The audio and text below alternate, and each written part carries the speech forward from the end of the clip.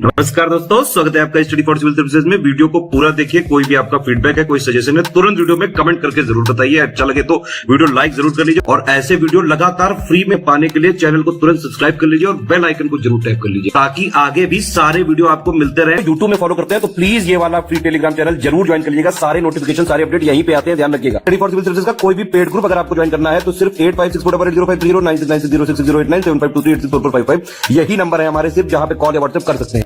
Instagram पे हमारा page जरूर फॉलो कर लीजिएगा, स्टडी फॉर सिविल .सर्विसेज है। ट्विटर पे हमको जरूर फॉलो कर लीजिएगा, @study for civils है। सारे क्वेश्चन अटेम्प्ट करिए और स्कोर अपना तुरंत कमेंट करके बताइए। दोस्तों नमस्कार, स्टडी फॉर सिविल सर्विसेज में आप सभी का स्वागत है। यूपीपीएससी 2024 का प्रीलिम्स एग्जामिनेशन जो होगा आपका, उसके लिए हम अभी से पेड क्विज देख रहे हैं। Most expected question through out the year हम देखते चलेंगे। उसी क्रम में अगला वीडियो यहाँ पे देखने जा रहे हैं हम। उससे पहले इन्फॉर्मेशन कि हमारे पेड ग्रुप्स में एडमिशन के लिए डिस्क्रिप्शन बॉक्स खोल करके देखिए, वहाँ पे कॉन्टैक्ट डिटेल्स हैं। अगर आप एडमिशन लेना चाहते हैं तो उसमें दिए गए जो कॉन्टैक्ट डिटेल्स हैं उस पर कॉन्टैक्ट करिए, आपको पूरी इन्फॉर्मेशन दे दी जाएगी। ठीक, तो यहाँ पे आज का वीडियो स्टार्ट करेंगे और फर्स्ट क्वेश्चन देखते हैं क्या कहा जा रहा है। पूछा गया है भारतीय रिजर्व बैंक यानी कि आरबीआई, इसके किस गवर्नर को 2023 के लिए गवर्नर ऑफ द ईयर के अवार्ड से सम्मानित किया गया। तो सेंट्रल बैंकिंग अवार्ड्स करके एक होता है जो कि अभी रिसेंटली लंदन में इसका अवार्ड दिया गया। तो इसमें जो है भारत के ये जो वर्तमान में गवर्नर हैं शक्तिकांत दास, इनको दिया गया है। नेक्स्ट है हाल ही में प्रकाशित पुस्तक a life well spend 4 decades in the Indian foreign service. तो आईएफएस सर्विस के बारे में आप जानते होंगे। तो भारत के एक एम्बेसडर हैं सतीश चंद्रा, ठीक। तो इन्होंने लगभग 1965 से लेकर के 2005 तक जो है आईएफएस में सेवा दी। तो उसी सब कार्यकाल के अनुभवों के ऊपर एक पुस्तक इन्होंने लिखी है, ठीक। ऑप्शन डी को चुनेंगे हम यहाँ पे। हाल ही में किस राज्य की सरकार ने राज्य की जेलों का नाम बदल करके सुधार गृह करने की घोषणा की है। तो देखिए खैर ये कितना कदम जो है कितना कारगर होगा ये आने वाले समय में पता चलेगा। उत्तर प्रदेश की सरकार ने ऐसा निर्णय लिया है।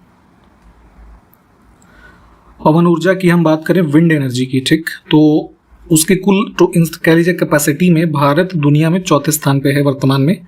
और साल 2022-23 के आंकड़ों को अगर हम देखें तो भारत के किन 3 राज्यों का शीर्ष योगदान रहा उसमें, जो कि इंडिया 4थे स्थान पे है इस हिसाब से। तो टॉप के 3 स्टेट्स जो हैं राजस्थान, गुजरात और तमिलनाडु, ठीक। नेक्स्ट है किसके द्वारा लिखी गई पुस्तक rebels against the Raj, western fighters for India's freedom. ये पूरा बुक का टाइटल है। तो ये बेसिकली एक प्रकार की कह लीजिए वो है जीवनी है ना। तो 2023 के लिए एलिजाबेथ लॉन्गफोर्ड पुरस्कार इस पुस्तक ने जीता है। तो ये किसने लिखा है ये बताना है। तो एक फेमस राइटर है रामचंद्र गुहा, इनका नाम ध्यान रखिएगा, इनकी पुस्तक है ये। और यहाँ पे जो ये एलिजाबेथ लॉन्गफोर्ड प्राइज़ है ये बेसिकली 2003 में स्टैब्लिश किया गया था, यूके में दिया जाता है, ठीक। 15 जून 2023 को संयुक्त राष्ट्र महासभा ने शहीद शांति रक्षकों के सम्मान में एक यूएन पीस कीपिंग फोर्स होती है, ठीक। तो पीस कीपर्स जो ऐसे कुछ डेथ हो गई है जिनकी, तो उन्हीं के सम्मान में न्यूयॉर्क में जो यूएन का हेडक्वार्टर है उसमें एक स्मारक दीवार का निर्माण किया जाएगा। इस पर यहाँ पे जो है महासभा ने सहमति दी है और एक प्रस्ताव पारित किया है। तो इस प्रस्ताव को किसने उस कह लीजिए यूएन में मतलब प्रपोज किया था, ये कुल मिलाकर के पूछा गया है। तो ये इंडिया का प्रस्ताव था और यहाँ पे एक इन हमारे शहीदों के ऑनर में मेमोरियल वॉल का निर्माण किया जाएगा। इसको ध्यान रखेंगे कि इसमें जो है यूएन के हेडक्वार्टर में न्यूयॉर्क में स्टैब्लिश किया जाएगा। जगह का नाम भी ध्यान रखना है।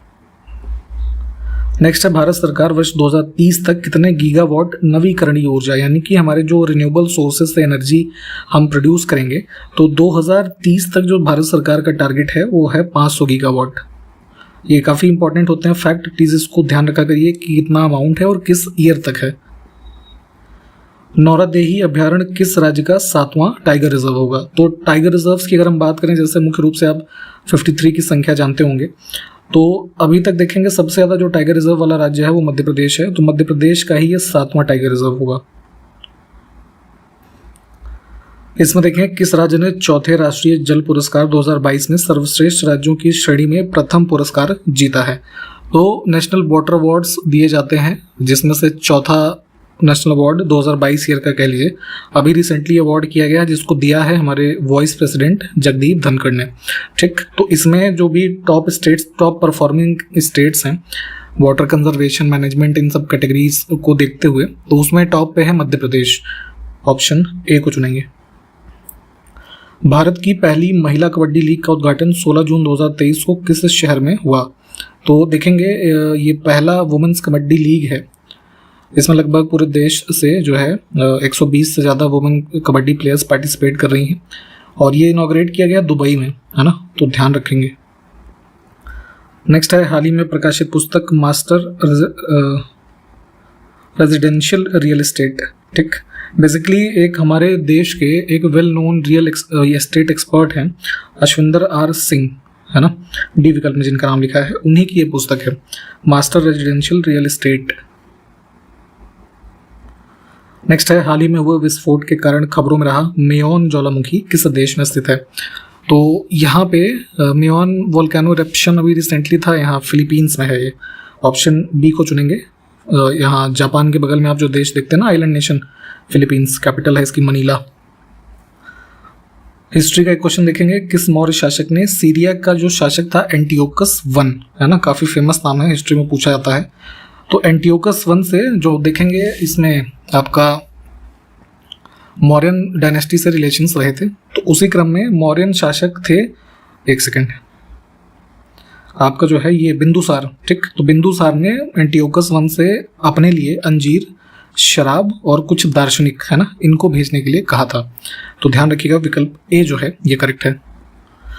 इसमें देखें टोपरा और मेरठ से अशोक के स्तंभ दिल्ली किसके शासन में लाए गए थे, किसके शासनकाल में? तो अशोकन पिलर्स, है ना, या अन्य जो स्टोन इंस्क्रिप्शन है ये सब काफ़ी फेमस है हिस्ट्री में, इनको पढ़िएगा। उसी क्रम में ये टोपरा में एक जो है आपका पिलर इंस्क्रिप्शन था। टोपरा बेसिकली वर्तमान जो हरियाणा है इसका एक ये है यमुनानगर डिस्ट्रिक्ट, वहाँ का एक विलेज है। ठीक, तो वहाँ एक पिलर इंस्क्रिप्शन था और उत्तर प्रदेश का जो मेरठ है वहाँ, तो इन दोनों को फिरोज शाह तुगलक के शासनकाल में दिल्ली जो है लाया गया था। नेक्स्ट है वाड़ा तथा मूसी निम्नलिखित में से किसकी सहायक नदियां हैं? ट्रिब्यूटरीज के बारे में भी काफ़ी पूछा जाता है, तो महाराष्ट्र में फ्लो होने वाली रिवर हैं ये, कृष्णा की सहायक है। निम्नलिखित में से किस राज्य का क्षेत्रफल दिए गए राज्यों में सबसे कम है? तो जैसे यहाँ पे अब इन राज्यों में सबसे छोटा है बिहार। ठीक, मैप में भी इन चारों स्टेट्स को लोकेट कर लीजिएगा। निम्नलिखित में से किस ईंधन का ऊष्मीय मान उच्चतम है? ठीक है, तो पर यूनिट कैलोरीफिक वैल्यू की अगर हम देखेंगे इन सभी सोर्सेज ऑफ फ्यूल में, तो हाइड्रोजन सबसे ज़्यादा जो है एनर्जी प्रोड्यूस करेगा। और इधर बीच आप देख रहे होंगे कि जैसे हाइड्रोजन को एज अ फ्यूल काफ़ी प्रमोट किया जा रहा है, हाइड्रोजन पे आधारित व्हीकल्स वगैरह भी काफ़ी जो है अब इधर मतलब इनका जो प्रमोशन है हो रहा है लगातार। लोहे के ऊपर जिंक की परत चढ़ाने को क्या कहते हैं? तो आयरन है, आयरन के ऊपर एक कोटिंग की जाती है जिंक की, है ना, इसको गैल्वनाइजेशन बोलते हैं, या हिंदी में एक टर्म होता है यशद लेपन। ठीक, हो सके तो हिंदी वाले भाई लोग इसको भी याद रखिए आप। तो ये बेसिकली रस्टिंग वगैरह से बचाने के लिए किया जाता है।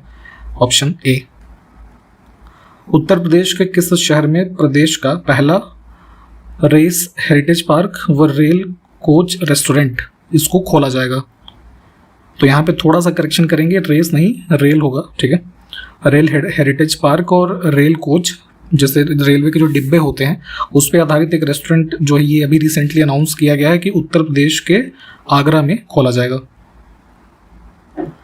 हाल ही में किस भारतीय पुरुष युगल जोड़ी ने Indonesia open super 1000 badminton tournament का खिताब जीता है? तो इंडोनेशिया ओपन का ये खिताब है जो है बैडमिंटन का, तो इसमें भारत की तरफ से जो मेल डुएट का कह लीजिए जोड़ी है जो तो ये सात्विक साईराज और चिराग, ये दो प्लेयर्स जो हैं इन्होंने जीता है।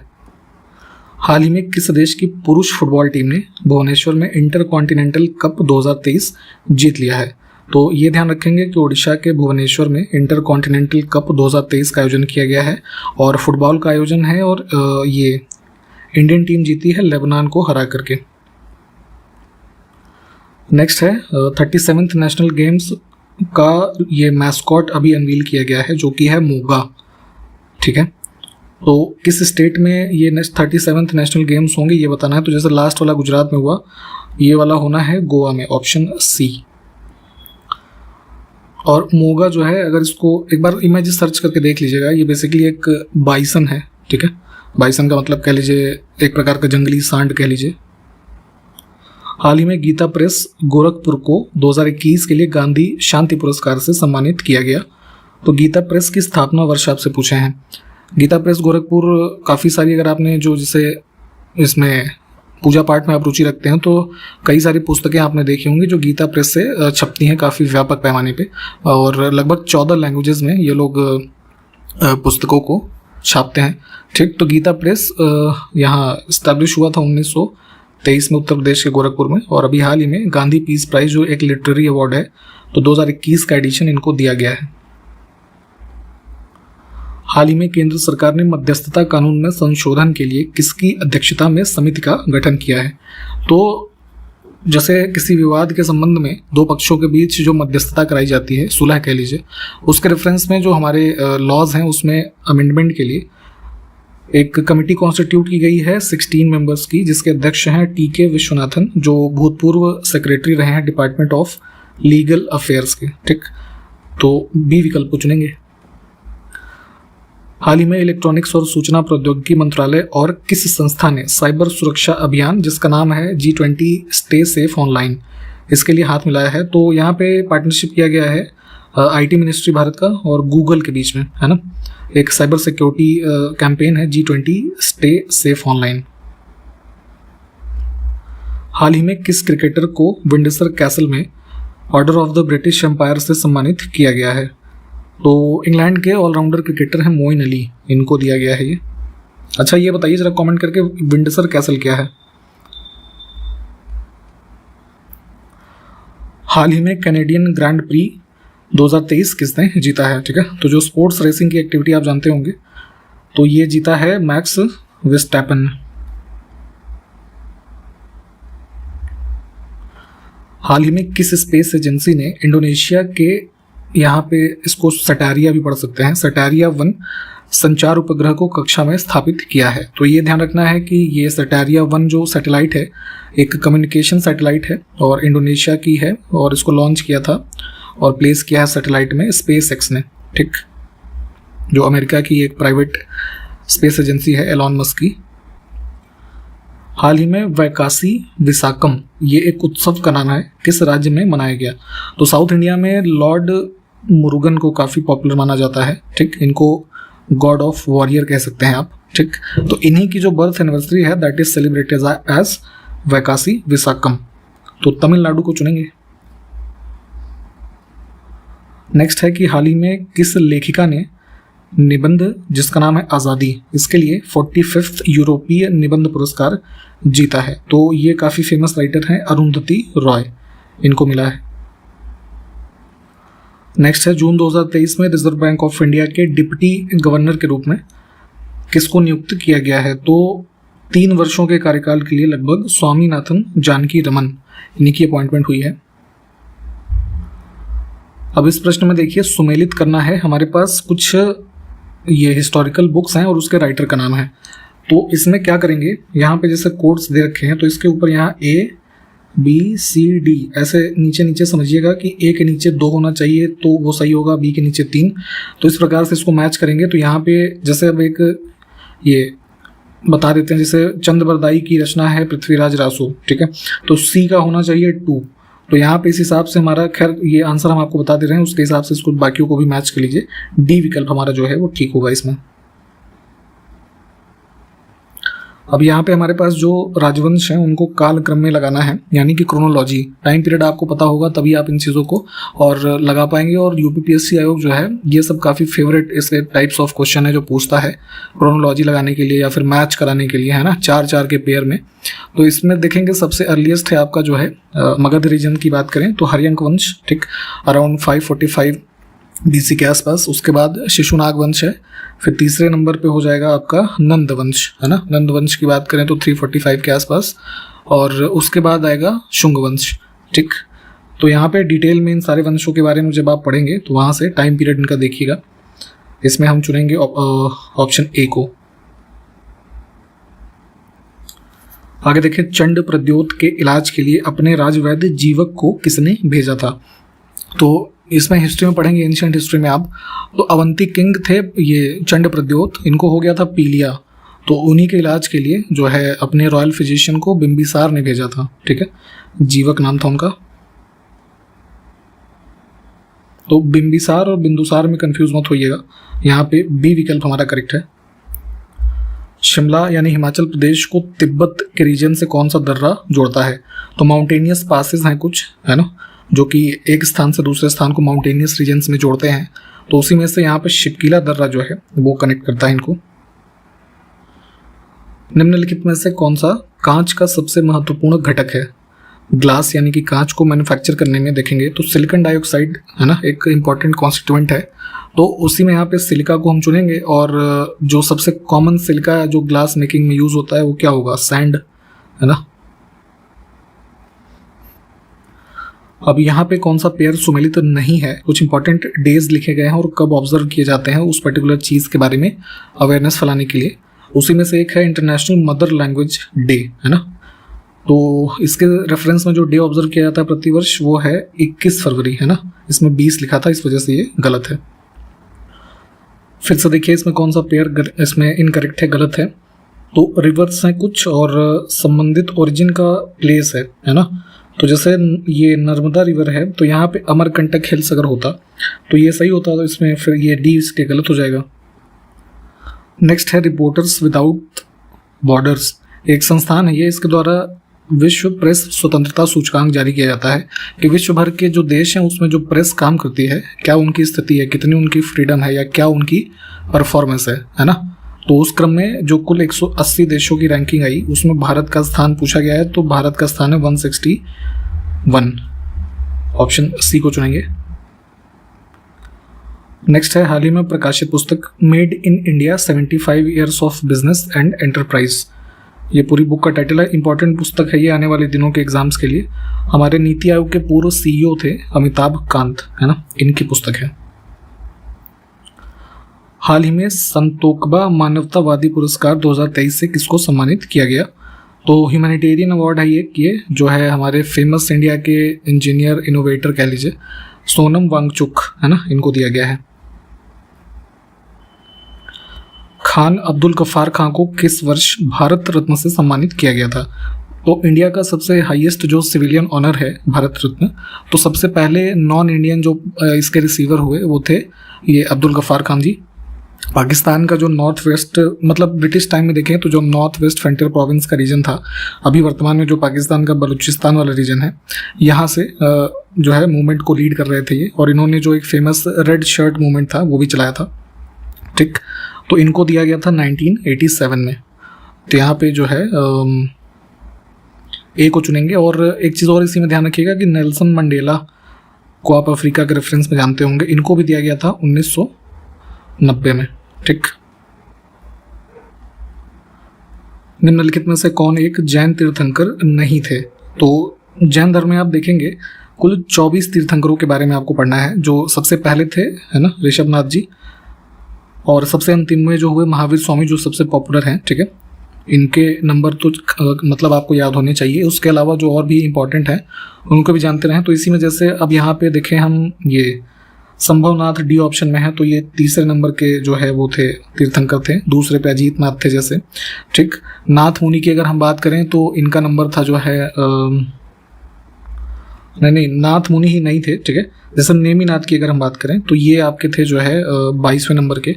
ठीक, चंद्र प्रभा जो हैं ये इसमें 8वें नंबर पे थे। ठीक, तो इस प्रकार से बी ऑप्शन को हम और यहाँ पे चुनेंगे।